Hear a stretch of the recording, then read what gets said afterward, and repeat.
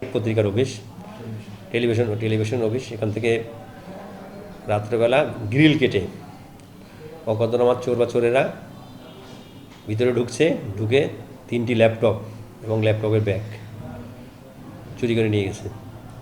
এরপর আমরা এরপর তাদের তাদের প্রথমে মৌখিক কমপ্লেনের ভিত্তিতে আমরা কাজ শুরু করি। এরপর তারা লিখিত এজাহার দেন।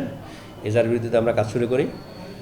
এক পর্যায়ে আমরা একজন চোরকে শনাক্ত করে আটক করে তাকে জিজ্ঞাসাবাদ করি। তার জিজ্ঞাসাবাদের ভিত্তিতে আমরা বড়বাজার, কুমারখালী এলাকায় অভিযান পরিচালনা করে প্রথমে 2টি ল্যাপটপ উদ্ধার করি।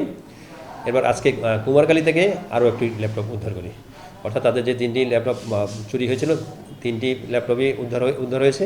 এবং ল্যাপটপ চুরি এবং অর্থাৎ যিনি চোরাই মাল দখলে রেখেছিল এরকম আর